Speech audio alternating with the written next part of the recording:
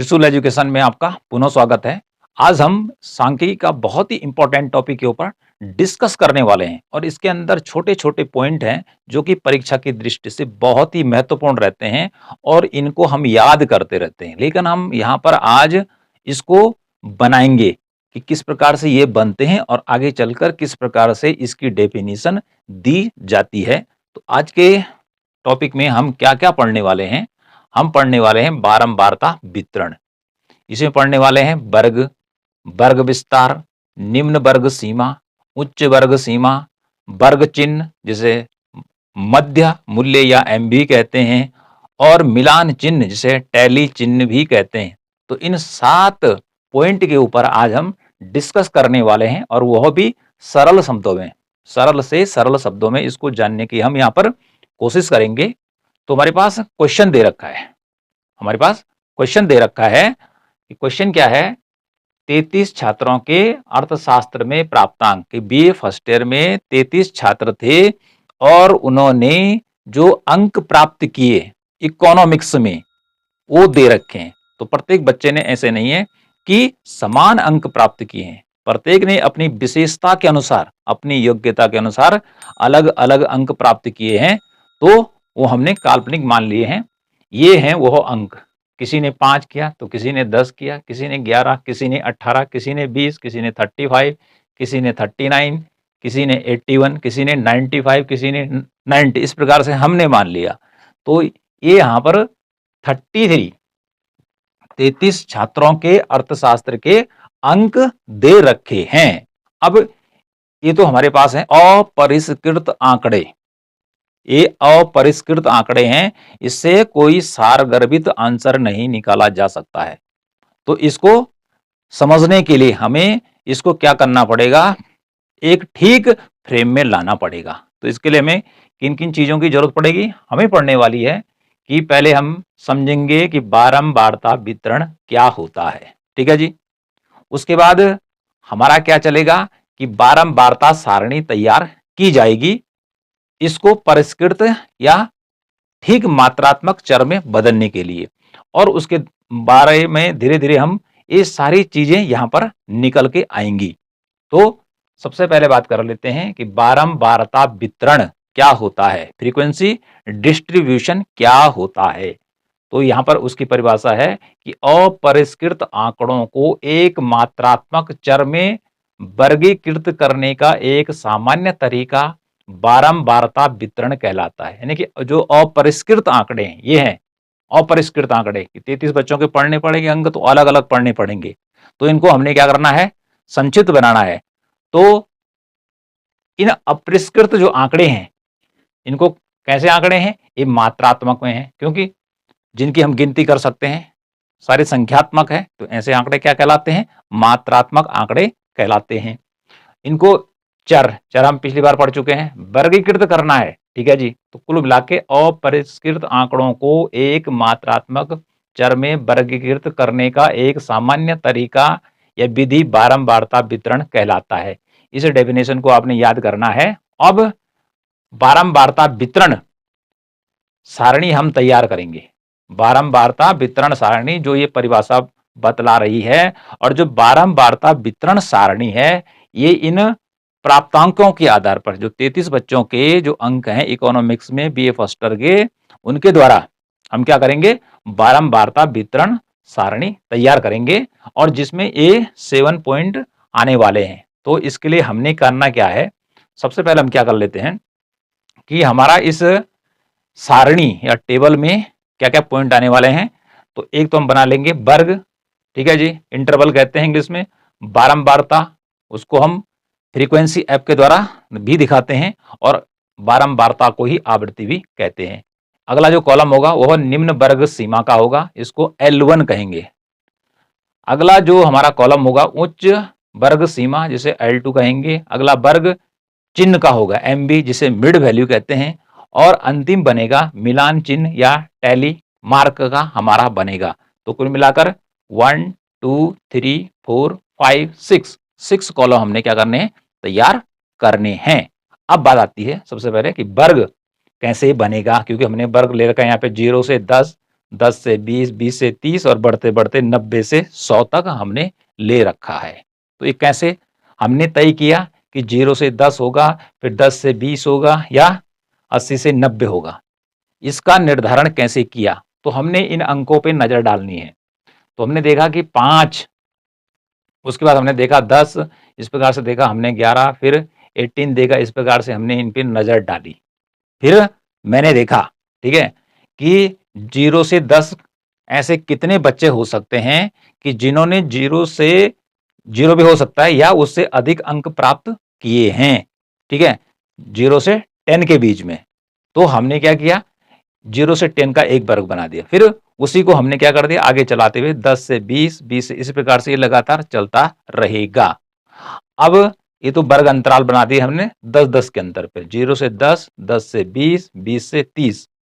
अब आती है कि बारंबारता, कि इसमें कौन ऐसा बच्चा है कि जिसने कि 0 से और 10 के बीच कितने बच्चे हैं कि जिन्होंने 0 से 10 के बीच अंक प्राप्त किए हैं। तो यहां नजर डालनी है, जितने भी दिखाई देंगे आपको, ठीक है, 0 से 10, ठीक, लेकिन जो 10 वाला होगा वो 10 वाला इसमें नहीं आएगा, बल्कि वो नीचे वाले में आएगा। आगे चलकर फिर बताएंगे आपको क्यों आएगा। तो देखिए 0 से 10 के बीच कितने आते हैं, तो हमने यहां नजर डालनी है।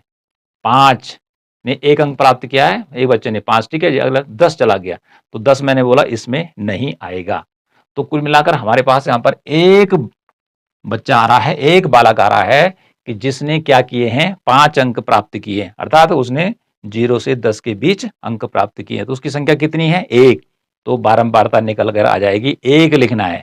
यदि यहाँ पे 5 की जगह 6 भी होता, 7 भी, 8 भी होता, तो वह 0 से 10 के बीच होता तो इनकी संख्या बढ़ जाती। तो इसलिए ध्यान रखना है कि जितने आ रहे हैं उतने रखे जाएंगे। अब देखिए 10 से 20 के बीच हमने यहां पर 3 रखे, 3 कहां से आए, अब ये 3 कहां से आए, देखो 10, एक ये हो गया, 2 और 3, ठीक है। तो अब अगला है 20, तो 20 ऊपर वाले में नहीं जाएगा बल्कि नीचे वाले में आएगा। तो ठीक है, तो कितने हो गए, 1, 2, 3, ठीक है जी। तो इसमें हमने कर दिया 10 से 20 के बीच 3 आ गए। कौन कौन से आए, देखो भाई, 1, 2, 3, ठीक। अब अगला वर्ग बना हमारा 20 से 30 के साथ कितने बच्चों को अंक मिले हैं जो 20 से और 30 के बीच हैं, ठीक है। तो देखते हैं, एक तो 20 वाला एक ही है, ठीक है जी, 1 है, 2 है, 3 है, 4 है, 5 है, तो इसलिए मैंने इसके आगे 5 कर दिया। इसी प्रकार से 30 से 40 के बीच कितने यहाँ गिनती करनी है, जैसे 1 हो गया, 2 हो गया, 3 हो गया, 4 हो गया, 5 हो गया, 6 हो गया, इसलिए हमने इसके आगे 6 कर दिया। तो इसी प्रकार से करते चले जाएंगे और अंत करते करते 90 से 100 के बीच हमारे केवल 2 बच्चे आए कि जिन्होंने कितने अंक प्राप्त किए हैं, 90 से 100 के बीच हैं। वो कौन कौन से, ये हैं 2, एक ने 90 लिए हैं और एक ने 95 लिए हैं। तो इस प्रकार से 90 से और 100 के बीच क्या हुए, 2 बच्चों ने अंक प्राप्त कर दिए। तो ये बारंबारता तैयार हो जाएगी, इस प्रकार से फ्रीक्वेंसी निकाली जाएगी वहां गिनती करके, ठीक है जी। तो इसके बाद इनका जोड़ कर दिया जाएगा। तो हमने कहा कितने बच्चों के मार्क्स हैं, 33 बच्चों के मार्क्स हैं। अब देखिए, जब ये तो अपरिष्कृत आंकड़े थे, रॉ डेटा था, ठीक है, लेकिन उससे हम आंसर नहीं निकाल सकते हैं सांख्यिकी के अंदर। और यहां पर देखिए, हमने जब इसको वर्ग में बांटा इस प्रकार से, उसके बाद उसकी हमने यहाँ पर आवृत्ति या बारंबारता निकाल दी है। तो इस प्रकार से इसको निकाला जाएगा और आंकड़ा क्या हो गया, संक्षिप्त हो गया। हर कोई देख सकता है कि 0 से 10 के बीच कितने बच्चों ने अंक प्राप्त किए हैं, भाई एक बच्चे ने प्राप्त किया, ठीक है। 50 से 60 के बीच कितने बच्चों ने अंक प्राप्त किए हैं, 50 से और 60 के बीच, ठीक है। कितने बच्चे हैं, केवल 5 बच्चे हैं। तो इस प्रकार से जैसे मैंने यहां सिखाया कि इसके बीच 1 कहां से आया, इसके बीच 5 कहां से आया, इसी प्रकार से आप वहां देख के इसको निकालेंगे, ठीक है जी। अब जितनी ये संख्या निकलेगी वहां से, अर्थात 33 बच्चे हैं तो इसका जोड़ भी 33 ही होगा, 34 35 नहीं आएगा। तो ये कुल मिलाकर बारंबारता इस प्रकार से निकाली जाएगी। नेक्स्ट बात करते हैं कि हमारे पास एक वर्ग है, ठीक है। तो वर्ग में हम देख रहे हैं एक सीमा ये है और एक सीमा यह है, मतलब जो वर्ग है वो 2 सीमाओं के बीच है, एक तो 0 है, एक 10 है, फिर अगला 10 है, अगला 20 है, ठीक है। इसी प्रकार एक 70 है, एक 80 है, एक 90 है और एक 100 है, ठीक है। अर्थात एक हमारे जो ये बायां हैंड है और एक दायां हैंड है। तो देखो एक जो छोटा अंक है, तो 0 क्या है, छोटा अंक है, ठीक, और 10 क्या है, बड़ा है। 10 क्या है, छोटा हो गया अगले वर्ग में जाकर, और 20 क्या हो गया, बड़ा हो गया। तो बाएं हाथ की तरफ ये जितने भी नीचे लगे हैं ये सब छोटे अंक हैं, ठीक है, और इधर दाएं हाथ की तरफ लगे हैं 10, 20, 30, 40, 50 से लेकर 100 तक ये बड़े अंक हैं। तो देखेंगे एक वर्ग हो गया 0 से 10 के बीच, दूसरा वर्ग हो गया 10 से 20 के बीच, अगला वर्ग हो गया 70 से, मतलब ये बहुत सारे वर्ग बन रखे हैं। तो अब हमने जानना है निम्न वर्ग सीमा क्या होती है, जिसको लोअर लिमिट, ठीक है, के नाम से जाना जाएगा। लोअर लिमिट क्या होगी इसकी, ये होगी, अर्थात 10 बड़ा है तो 0 छोटा है, तो इस वर्ग की जो छोटी सीमा ये क्या होगी, निम्न वर्ग सीमा, वो क्या होगी, ये होगी, ठीक है जी, इसलिए यहां पे लिखा है 0, ठीक है जी। अगला, इस वर्ग की निम्न सीमा क्या होगी, ये 10 आएगी, अर्थात इस तरफ के जितने भी अंक छोटे हैं वह निम्न वर्ग सीमा में आएंगे, प्रत्येक का अलग अलग निकाला जाएगा। हमने केवल एक समझना है कि यहाँ पर ये निम्न वर्ग सीमा हो गई, ये उच्च वर्ग सीमा हो गई, तो निम्न वर्ग सीमा के जितने अंक हैं तो हमने यहाँ लगा दिए, ठीक है, ये ज्यादा बड़े अंक हैं तो ये उच्च वर्ग सीमा के सारे अंक यहाँ पर लग गए। तो समझ गए कि ये निम्न वर्ग सीमा, ठीक है जी, कि कम अंक, ठीक है, और उच्च वर्ग सीमा क्या होगी, बड़े अंक, सिंपल भाषा में। अब आगे बात करते हैं, ये तो निम्न वर्ग सीमा हो गई और एक हो गई उच्च वर्ग सीमा, इसको L2 कहा गया। अब आता है वर्ग चिन्ह मिड वैल्यू, कि जो मिड वैल्यू होती है, मध्य बिंदु, ये कैसे निकाला जाता है, अर्थात ये 5 कहां से आया, ठीक है। तो यदि आप एक को निकालना सीख गए तो सारे निकालना सीख जाएंगे। तो देखो कैसे, कहां से आया ये, ठीक है, इसको वर्ग चिन्ह भी कहते हैं, ठीक है जी, क्या लिखा है, वर्ग चिन्ह, और अधिकांश जगहों पर इसको पढ़ते हैं मध्य मूल्य या मध्य बिंदु, या इसको मिड वैल्यू कहते हैं, लेकिन वर्ग चिन्ह आ गया तो फिर आपको भूल पड़ जाएगी, अरे क्या होता है, समझ में नहीं आएगा। तो इसलिए वर्ग चिन्ह भी याद रखना है और मध्य बिंदु और एमबी भी इंग्लिश में याद रखना है। तो ये 5 कहां से आया, देखो भाई, ये है 0, ये है 10, 10 में 0 जोड़ेंगे तो कितना होता है, 10 ही होता है, लेकिन संख्याएं कितनी हो गई, 1 और 2, तो 10 में 2 का भाग देना है तो कितना आया, 5, 2 पंजे 10। फिर क्या करना है, इसको और इसको जोड़ना, 20 में 30 जोड़ा और उसमें 2 का भाग देना। 2 का भाग क्यों देना है, क्योंकि 1 और 2, 2 ही तो हमारे पास है, प्रत्येक में 2 है इन सब में, तो 20 में 10 बराबर 30, और 30 में 2 का भाग जोड़ेंगे, ठीक है, 2 का भाग देंगे तो कितना आएगा, 15। इसी प्रकार से देखिए, ये 100 है और ये क्या है, 90, 190 हो गया, ठीक है, दोनों जोड़ के क्या होगा, 190। अब इसमें 2 का भाग देना है, ठीक है, तो 2 का भाग देने पर कितना आएगा, 95, ठीक है, 95 दोनों कितना होता है, 190 हो जाता है। तो इस प्रकार से वर्ग चिन्ह या मध्य मूल्य निकाला जाता है, कोई कठिन काम नहीं है। एक बार पुनः बता देते हैं कि जैसे यहाँ पर ये है 40 और ये है 30, तो 40 और 30 70, 70 में कितने का भाग देना है, संख्या कितनी है, 1 और 2, तो कितना होगा, 35, इसलिए यहाँ पर 35 लिखा हुआ है, ठीक है। तो इस प्रकार से प्रत्येक का मध्य मूल्य निकाला जाएगा, और आगे चलकर ये हमें कहा मदद करने वाले हैं, ये हमें मदद करने वाले हैं जब हमारे पास समांतर माध्य आएगा, ठीक है, माध्यिका आएगी, मोड आएगा, ठीक है, आगे चलकर और भी चीजें आने वाली हैं, ये हमारी सहायता करने वाली हैं। इसी में मैंने मिलान चिन्ह भी बतला रखा है, क्योंकि जैसे बारंबारता लिखी हुई हमारी यहाँ पे अंकों में लिखी हुई है, लेकिन इसको लिखने का तरीका दूसरा भी है, जिसको हम मिलान चिन्ह या टैली मार्क कहते हैं, इसके द्वारा भी इसको लिखा जा सकता है। जैसे एक है तो टैली मार्क्स करने के लिए, एक करने के लिए एक लाइन खींचनी, जैसे मैंने एक लाइन खींच दी, ठीक है जी। अब 3 दिखाना है तो 3 लाइनें खींचनी, 1 2 3 लाइनें खींचनी है, तो ये 3 को दिखाएगा। लेकिन जब 5 आएगा तो 5 के लिए ऐसा नहीं है कि 5 लाइनें खींचनी है और 15 आ गई तो 15 लाइनें खींचनी, ऐसा नहीं है। यदि 5 आ गया तो क्या करेंगे, 1 2 3 4, मतलब 4 लाइन खींचनी है और इसको नीचे से यूं मिला देना है, तो ये 5 को दिखाएगा, ठीक है जी, कि 1 2 3 4 और इसको नीचे मिलाया तो ये 5 को दर्शाएगा।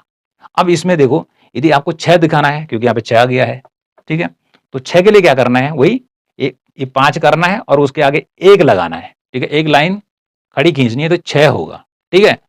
तो फिर 4 आया तो 4 करेंगे, 1 2 3 4, लेकिन आगे नहीं जाएगा, 5 के लिए ये क्रॉस कर जाएगा, तो ये 5 के लिए होगा, ठीक है।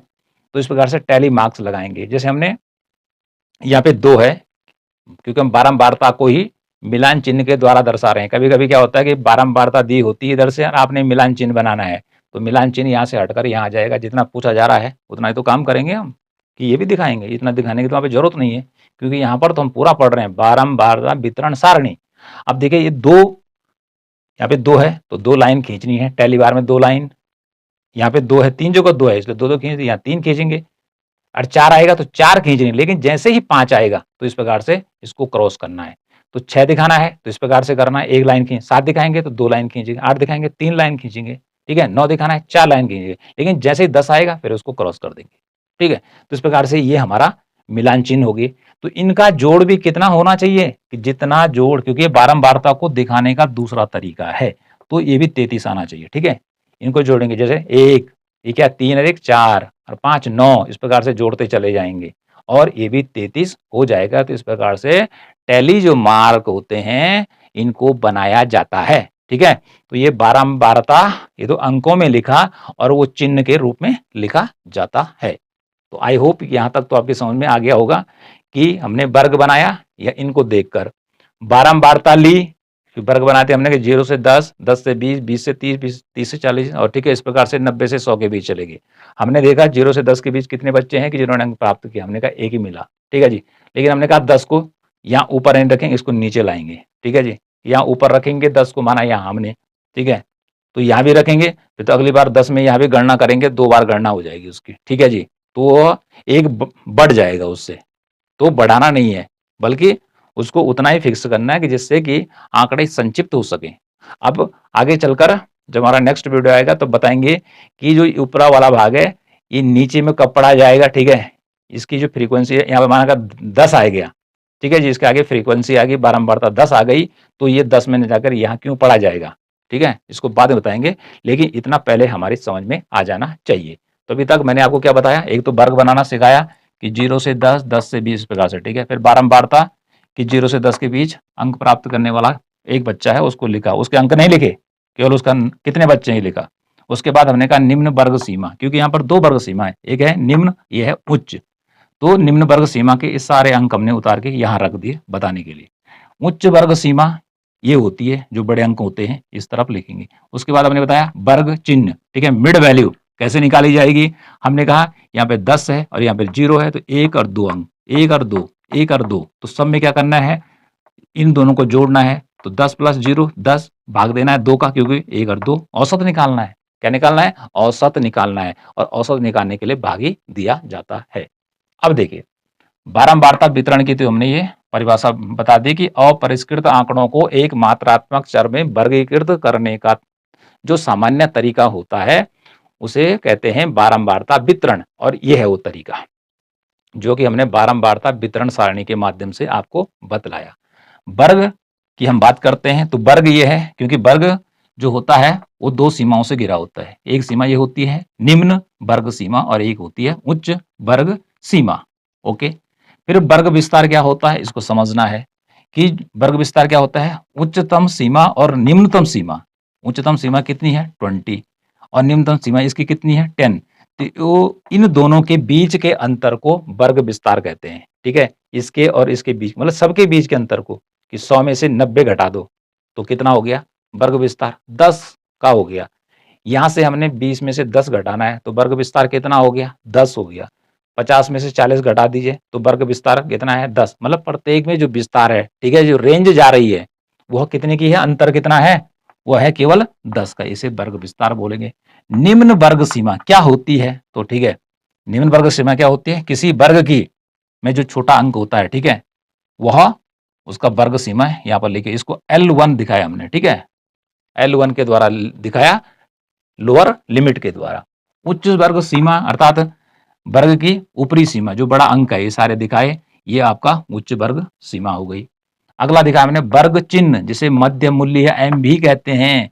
तो एम भी यहाँ पर लिखा हुआ है। एम भी कैसे निकालते हैं, देखो भाई यहाँ पे देखिए, एम भी निकालने के लिए क्या करना पड़ेगा, सूत्र समझिए पहले, L2 प्लस L1/2, ये इसका सूत्र है, किसका, ये वर्ग चिन्ह निकालने के लिए। उदाहरण के लिए देखिए, हमारे पास ये वाला ले लिया मैंने, ये वाला, इसका मध्य बिंदु निकालना है, तो क्या करना है, 20 यहाँ लाना है और 10 जोड़ना है और बट्टे में 2 लाना, 2 क्यों लाना है, ये 1 और 2 है, तो 20 धन 10 बराबर 30 और बटे 2, 2 का भाग किस में देना है, 30 में, तो कितना आया, 15।